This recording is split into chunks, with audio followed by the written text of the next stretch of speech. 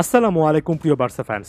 রোনাল আরাউকে কেন্দ্র করে স্পোর্টের যে হেডলাইনটা এখানে শেয়ার করলাম, স্ক্রিনে যে হেডলাইনটা দেখতে পাচ্ছেন সেটাকে শুধুমাত্র একটা রেফারেন্স পয়েন্ট হিসেবে উল্লেখ করতে চাই। তবে একাধিক বার্সা কেন্দ্রিক প্ল্যাটফর্মে কিন্তু এমন টাইপের হেডলাইন দেখছি যেখানে তারা সন্দেহ প্রকাশ করেছে যে রোনাল আরাউকে কেন্দ্র করে বিক্রির ব্যাপারে বার্সেলোনা এই মুহূর্তে সিরিয়াস, এবং আরাহুর ব্যাপারে যদি সত্যিকার অর্থে ভালো একটা অফার বার্সা পায় তাহলে আরাহুকে বার্সেলোনা ছেড়ে দিতে চাইবে বা চাইতেও পারে, এবং সেক্ষেত্রে আরাহু সম্ভবত বার্সার জার্সিতে তার শেষ ম্যাচটা খেলে ফেলেছেন অলরেডি, কারণ সামনে সেভিয়ার বিপক্ষে ম্যাচে ইনজুরি সংক্রান্ত ইস্যু কিংবা বিশ্রাম তত্ত্বের জন্য তাকে হয়তো বা গেম টাইম দেওয়া হবে না। এখন এটা শুধুমাত্র একটা ধারণা, আমি শুরুতে বলেছি, আরও একবার ক্লিয়ারলি বলছি যে তার মানে এটা নয় যে রোনাল আরাহু একেবারে দ্রুতই বিক্রি হয়ে যাচ্ছেন, জাস্ট একটা পয়েন্ট হিসেবে এটা তুলে ধরার চেষ্টা করছি। তবে এই ইন্টেনশনটা একেবারে ক্লিয়ার যে বার্সেলোনা যে একজন রেগুলার স্টার্টারকে ছাড়তে চায় বা বিক্রি করতে চায়, বা অন্যভাবে বলা উচিত যে বিক্রি করতে বাধ্য, সেই প্লেয়ারটার কথা যখনই চিন্তা করা হচ্ছে তখনই রোনাল আরাহুর নামটা বারবার করে আসছে।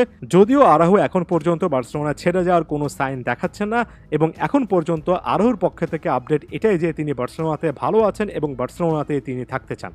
শেষ পর্যন্ত বার্সেলোনা এই প্লেয়ারটাকে বিক্রি করবে কিনা, কিংবা বিক্রি করতে গেলেও রাইট মোমেন্টে রাইট একটা প্রাইস পাবে কিনা, বার্সেলোনা স্যালারি সংক্রান্ত ইস্যু কি হবে, কেমন চাপের মুহূর্তে বার্সেলোনা তাদের একজন স্টার ফুটবলারকে বিক্রি করতে বাধ্য হবে, এগুলো এমন এমন প্রশ্ন যেটা নিয়ে ঘন্টার পর ঘন্টা আলোচনা করা যায়, এবং প্রায় প্রত্যেকটা জিনিসে ভবিষ্যতে কি হয়, লা লিগা কিভাবে রেসপন্স করে, এমন জিনিসের উপর নির্ভর করে। অর্থাৎ এখানে একেবারে এখন থেকে আপনি চোখ বন্ধ করে কোনো একটা উত্তর দিয়ে ফেলতে পারেন না। তবে যে জিনিসটা নিয়ে আসলে অনেক বেশি করে প্রশ্ন করা উচিত সেটা হচ্ছে বার্সা যে এই যে সেন্টার ব্যাক পজিশনে আরাহুর মতো ওয়েল এস্টাবলিশ একজন ফুটবলারকে বিক্রি করতে যাচ্ছেন, এই মোটিভটা, এই চিন্তাটা আসলে কতটুকু জাস্টিফাইড, কতটুকু ভালো, আর এই টাইপের চিন্তা থেকে বার্সা আসলে কি কোনো রকমের মুশকিল আসানের সম্ভাবনা আছে কিনা। দেখুন, একজন প্লেয়ারকে বিক্রি করতে হবে এটা নিয়ে কোনো সন্দেহ নেই, এবং একজন প্লেয়ারকে বিক্রি করে 70 থেকে 80 মিলিয়ন ইউরো ন্যূনতম এবং সম্ভব হলে 100 মিলিয়ন ইউরোর কাছাকাছি একটা অ্যামাউন্ট তুলে বার্সেলোনার স্যালারি ক্যাপ সংক্রান্ত ইস্যুতে সেটাকে ঢাল হিসেবে ইউজ করতে চাইবে। এগুলো পুরনো রকমের ট্যাকটিক্স। তবে সেই পজিশনে যদি বার্সেলোনা রোনাল আরাহুকে বিক্রি করে দেয়, সেন্টার ব্যাক পজিশনে যে বড় রকমের একটা শূন্যতা তৈরি হবে, তাহলে বার্সা কিভাবে আসলে সেই শূন্যতা দূর করবে? এমনিতে ডিফেন্সের অবস্থা খুব একটা বেশি ভালো নয়। মাত্র কিছুদিন আগে বার্সেলোনা চারটা গোল জিরোনার বিপক্ষে খেয়েছে লা লিগাতে। চ্যাম্পিয়ন্স লিগে চাপের মুহূর্তে বার্সার ডিফেন্সের আসলে কি অবস্থা সেটা নিয়ে নতুন করে কোনো কিছু বলার নেই। হ্যাঁ, আরাহুর অনেকগুলো পারফরমেন্স আসলে বিতর্কিত ছিল।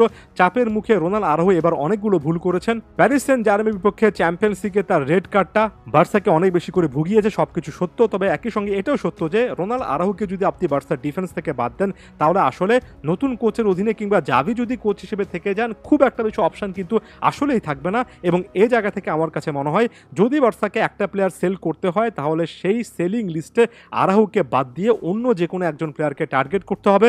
আপনি যদি সেন্টার ব্যাক পজিশন থেকে রোনাল আরাহুকে সরিয়ে ফেলেন, তাহলে যে অ্যামাউন্টটা আসবে সেই অ্যামাউন্টটা দিয়ে আপনাকে আরাহুর রিপ্লেসমেন্ট হিসেবে এমন একজন সেন্টার ব্যাককে কিনতে হবে যার পেছনে ব্যয় করতে গেলে যা ইনকাম করেছেন তার সকল অ্যামাউন্টই চলে যাবে। তাই এটা কোনো রকমের বার্সার জন্য ভালো কোনো সিচুয়েশন হয় না। জানি না শেষ মুহূর্ত পর্যন্ত বার্সা কি করবে, তবে আরাহুকে বার্সাতে দেখতে চাই। ডিফেন্সে আরাহু না থাকলে সমস্যাটা লম্বা রেসে, অর্থাৎ অনেক সময় ধরে চিন্তা করলে আসলে বাড়বে। আপনারা কি ভাবছেন সেই জিনিসটাও জানাবেন।